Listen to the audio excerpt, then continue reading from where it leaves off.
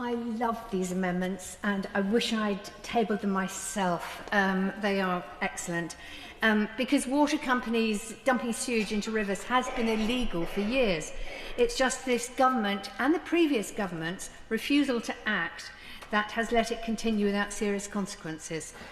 The legislation allows ministers to set a bar of what is acceptable behaviour, and so far every politician in charge has refused to say what is and isn't a major failure. The result of this political cowardice is that water companies continue to make a profit out of polluting our waterways and our beaches, and the people in charge continue to collect their big paychecks and their bonuses. The regulators like Ofwat have been in bed with the water industry bosses, and the Environment Agency has lost staff and legitimacy. Labour are wedded to private ownership of water and refuse to consider public ownership, even though it would be the most popular legislation they could enact this Parliament. I keep making suggestions about how Labour can get some voters back, but they're not listening. These companies are fleecing bill payers with the excuse that they need to carry out the investment they have failed to do for decades. They have taken the public's money and given it directly to shareholders. They have run up debts to pay even higher dividends, and the bill payers are now paying for those debts. What's going to stop them doing this all again?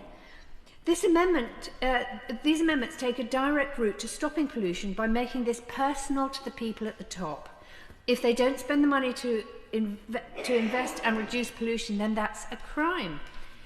They are taking the public's money and failing to improve. My own preference would be to put them on long-term community service, cleaning up the sewage from our beaches and from our waterways and riverbanks, and I would probably put them in very special uniforms so that everybody passing by would know exactly who they are.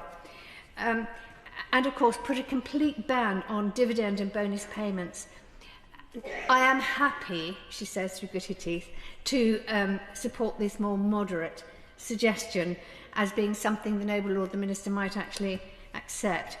I wouldn't give them 3 years to turn it around either, but again, setting some sort of firm deadline would be preferable to the inaction of this and the last government. Finally, the best way of stopping this crime of water companies dumping sewage in our rivers is to take them into public ownership.